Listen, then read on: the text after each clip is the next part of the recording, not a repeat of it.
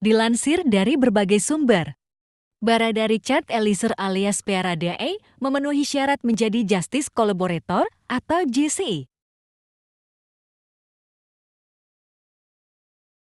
yaitu dalam kasus dugaan pembunuhan terhadap Brigadir J atau Brigadir Joshua pada hari Senin, tanggal 8 Agustus tahun 2022. Berikut adalah pernyataan dari Ketua LPSK yaitu Bapak Hasto Atmojo Suroyo. Barada memang memenuhi syarat sebagai justice collaborator yang bersangkutan bukan pelaku utama. Nah, apa itu Justice Collaborator?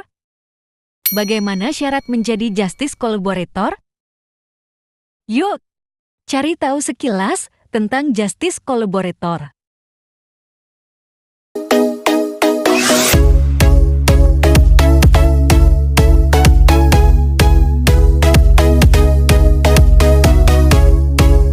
Baiklah sobat teman, untuk mengetahui tentang Justice Collaborator, kita akan melihat terlebih dahulu tentang konvensi PBB anti korupsi yang akan menjadi awal pembahasan kita pada video kali ini.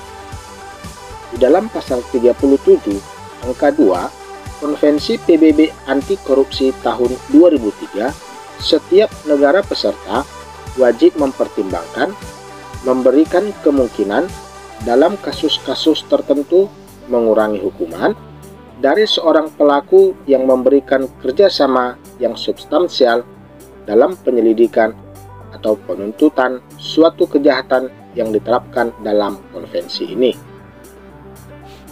Lalu, pasal 37 angka 3 Konvensi PBB anti korupsi tahun 2003.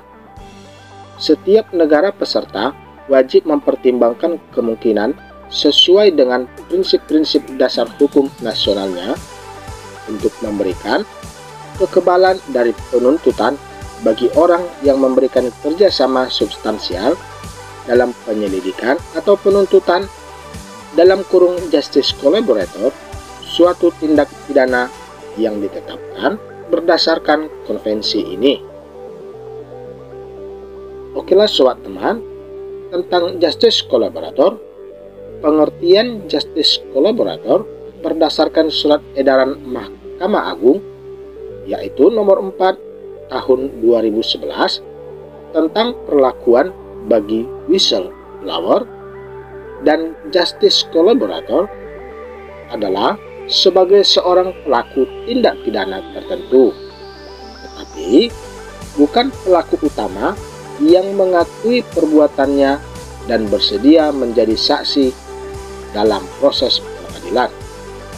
Lalu, berdasarkan surat edaran Mahkamah Agung nomor 4 tahun 2011, dasar hukumnya yang terkait dengan Justice Collaborator yaitu diatur di dalam pertama, Undang-Undang nomor 7 garis miring 2006 yang meratifikasi Konvensi PBB anti korupsi tahun 2003. Selanjutnya, Undang-Undang nomor 5 garis miring 2009 yang meratifikasi Konvensi PBB anti kejahatan transnasional yang terorganisasi, Undang-Undang nomor 13 garis miring 2006 tentang perlindungan saksi dan korban,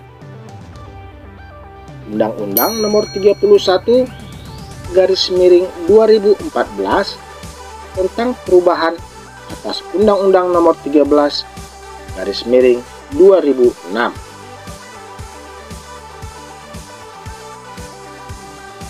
Jikalau kita melihat dalam pasal 10 Undang-Undang nomor 31 garis miring tahun 2014 menyebutkan bahwa 1. Saksi, korban, saksi pelaku, dan atau pelapor tidak dapat dituntut dan garis miring atau laporan yang akan sedang atau telah diberikannya kecuali kesaksian atau laporan tersebut diberikan tidak dengan itikat baik.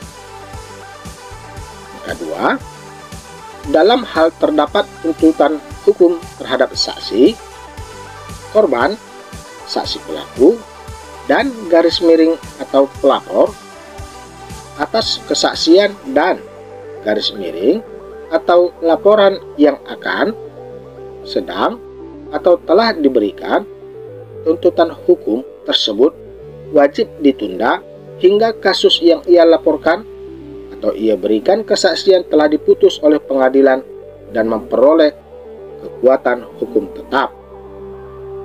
Sobat teman, selanjutnya terhadap saksi pelaku tersebut juga akan mendapatkan penghargaan atas kesaksian yang diberikan sebagaimana disebutkan dalam pasal 10A angka 3 Undang-Undang Nomor 31 Tahun 2014. Apa saja itu? Yaitu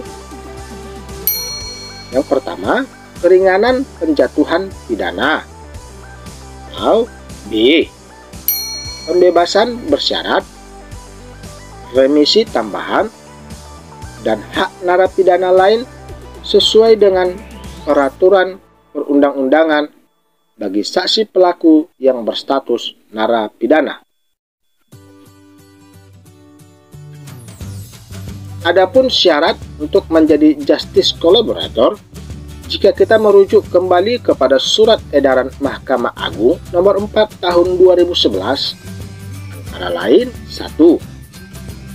Yang bersangkutan adalah salah satu pelaku tindak pidana yang mengakui kejahatan yang dilakukannya dan bukan sebagai pelaku utama dalam kejahatan tersebut, serta memberikan keterangan sebagai saksi dalam proses peradilan.